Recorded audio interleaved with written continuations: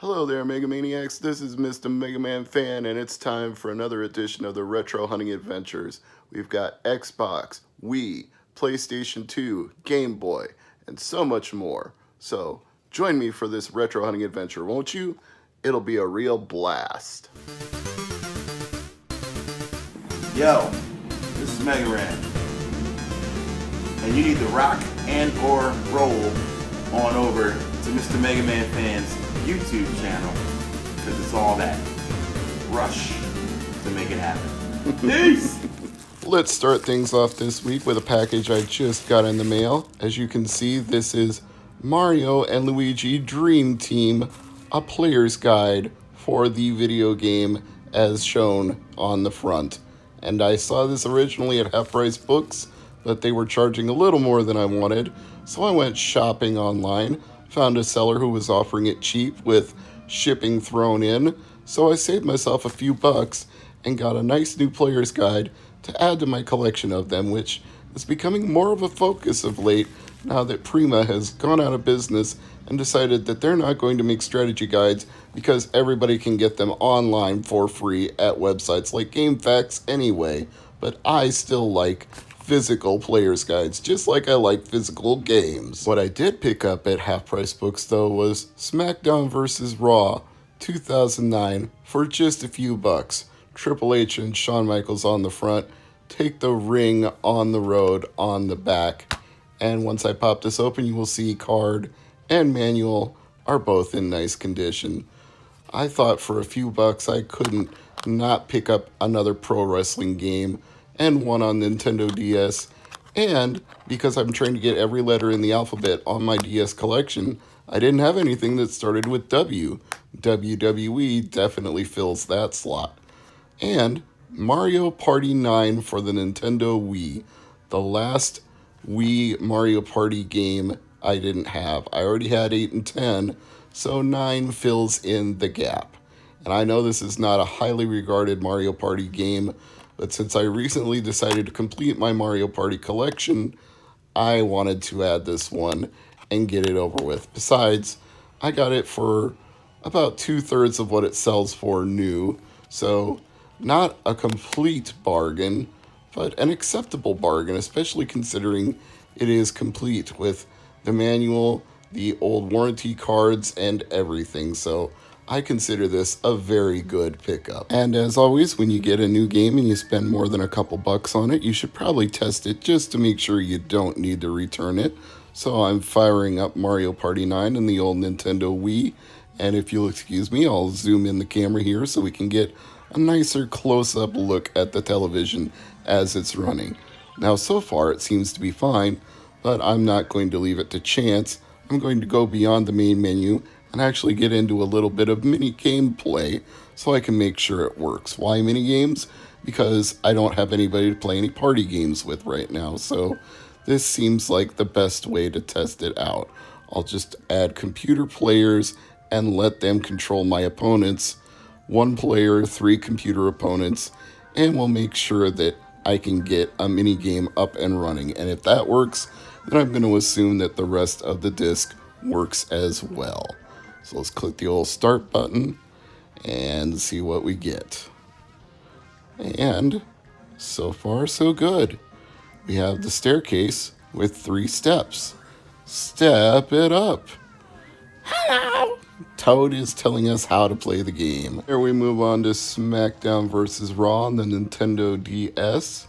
This one I won't spend nearly as long as I did with Mario Party for 2 reasons. 1, because just knowing it works is enough for a few bucks. 2, it's not a disc-based game, so I'm not worried about scratches messing it up later. And 3, as I discovered here in just a moment, the person who used the create a player option in this game created some very weird characters I'm not going to show you. So we will move on from that to a package I got from Limited Run Games. And yes, this is retro, just like the last one I did with the 8-bit anthology. You will see why in just a moment once I get the package open, get all that nice brown wrapping paper they used. We start out with something that's not retro, Cyril M2, Lim was also a release by Limited Run Games. This is the sequel. I guess you could kind of call it retro. It does have an 8-bit style RPG to it, but I consider that a new game. But what I don't consider new is what you're about to see after these two trading cards. Double Switch. That's right. Remember the game from the old Sega CD days? Well, it's back, baby. And now it's a PS4 game. This is the 25th anniversary. The same company that made Night Trap was also responsible for Double Switch. This is LRG number 194. Do you feel lucky, punk? Do ya? I do, and I'm very lucky to have both of these games in my collection available to stream in the future. And now let's take a look at a package that one of my friends on Facebook tipped me off about on eBay. He said the seller was selling 6 Game Boy games, 5 of which I didn't have, and a Game Boy, all for under $30 because the Game Boy was listed as not working for parts only. But the games themselves were valuable enough that even with a non-working Game Boy, the games made it worth more than what he was selling it for. And honestly, this is not the worst looking original DMG-01 Game Boy I've ever seen. Yeah, it's a little scuffed up, but the buttons all seem to work. And it's got the back battery cover, which a lot of these used ones or not working ones don't have. And the contacts don't seem to be corroded underneath the cover. So it may be sold as not working, but everything seems like it works. So I'm going to try it out later, let you know what I find out. And if it's not working, I'll get my friend Phil from Fix It Phil to give it a go and see if he can restore it. So you can see we've got Gremlins 2 and Sabrina the Animated Series as 2 of the Game Boy games that came in this package. We've also got Lego Island 2 for Game Boy Color. So that's another one that I didn't have. Looking forward to testing that. And Fist of the North Star, which was the only one of these 6 that I already had. We've got Croc for Game Boy Color. That's cool. And probably my favorite one of the bunch, other than Gremlins 2, is the one that hit the floor when I first opened up the package, Tetris Plus. That's probably the only Tetris game that I didn't have for Game Boy, so that one's pretty sweet to me. Let's start testing these games using my Game Boy Light, starting with Tetris Plus. This is a raw test without cleaning the cartridge first, just to see if any of these even work, and wouldn't you know it, Tetris Plus worked on the very first try. No cleaning required, so I consider that a very good sign for this entire lot as a whole. But let's just get slightly into the game, select a few options on the menu, make sure it actually goes into a game mode that works, because you can't sometimes just trust when something boots up to the menu. You got to take it a little bit further than that just to be sure. But this one seems like it's a perfectly good working Game Boy game.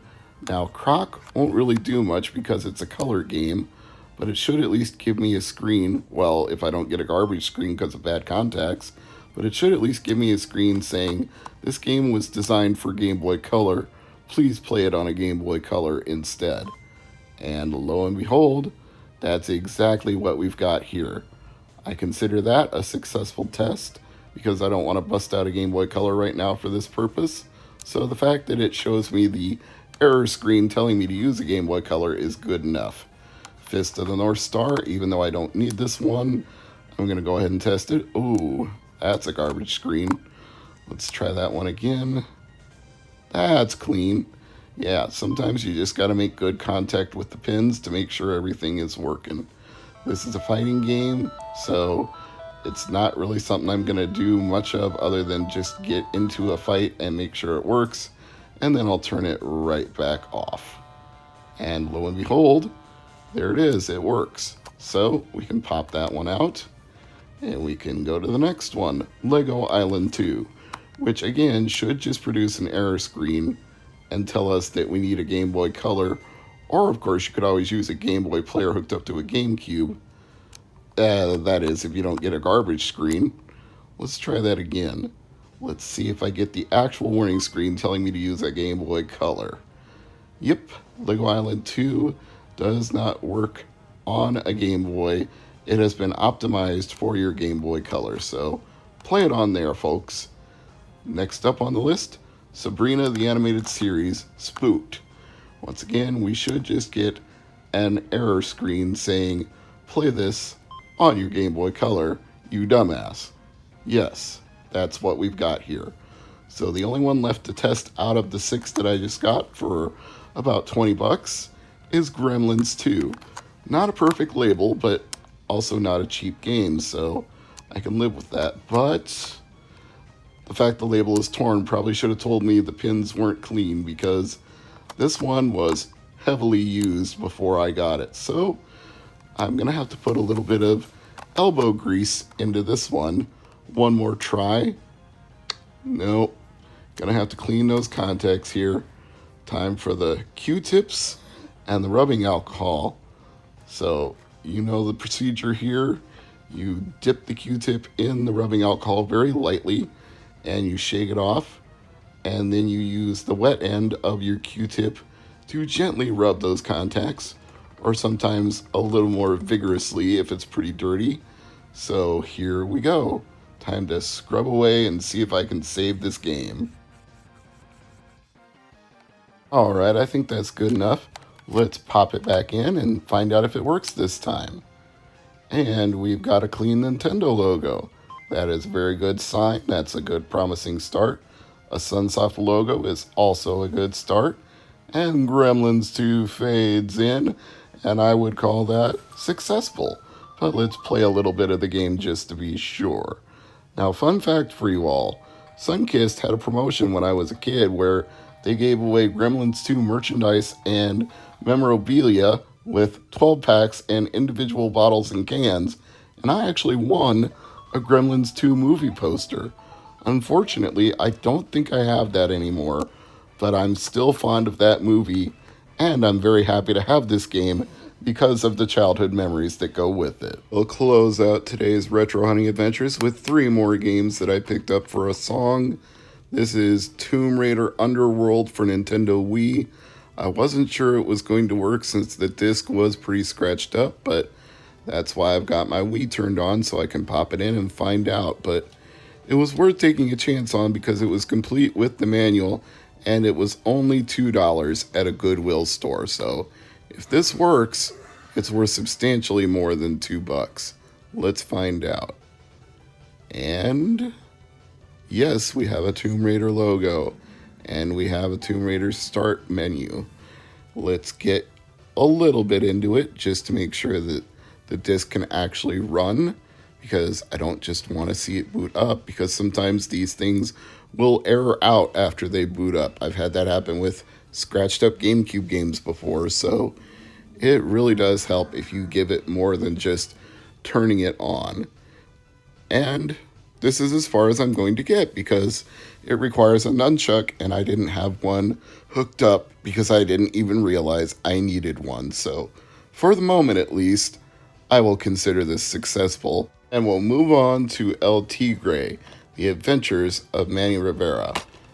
This was only $2.70 at a half-price books, and the disc looked clean enough when I flipped it over, so I felt like it was worth taking a chance on this PS2 game, one that I didn't have, one that seems to have a Lucha Libre theme, and you know me, I'm kind of a pro wrestling junkie, so anything that's associated with that, I can always get into and enjoy.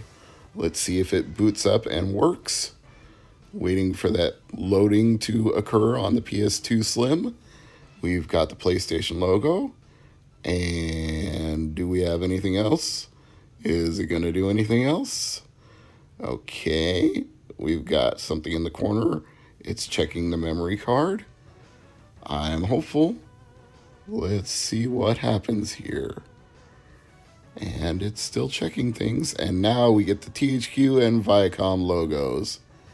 And I believe we are about to get the game. Just a little bit more plugging all of the companies that went into the making of the game. THQ and Blue Tongue and of course, Nick Games, who I will give them credit for a nice retro Space Invaders style logo. That's pretty nice. There we go, El Tigre, The Adventures of Manny Rivera. Never watched the show, but it appears to be a pro wrestling themed or lucha libre themed game. Last but not least, back to Goodwill again. This did not cost me $14.95, it cost me $1.99. And it does not have the manual, but the disc is very clean. So I thought for $2, give it a whirl. Stick it in the old Xbox 360. See what we can do. See if it even boots up. See if it even does anything. Well, I was not expecting it to make me download an update first. I didn't figure an old MLB game from like 7 or 8 years ago would actually have an update. But then again, this is from the 2010s, and that is sort of the patched game era where things were released and then patched after the fact. You get that with all the modern games on PS3, Xbox 360, anything from that generation on forward. There's probably going to be patches that you download after it starts. But I call this one a successful test, and I thank you very much for watching another edition of the Retro Hunting Adventures. This has been Mr. MegaManFan, and I'll see you again next time. Bye for now.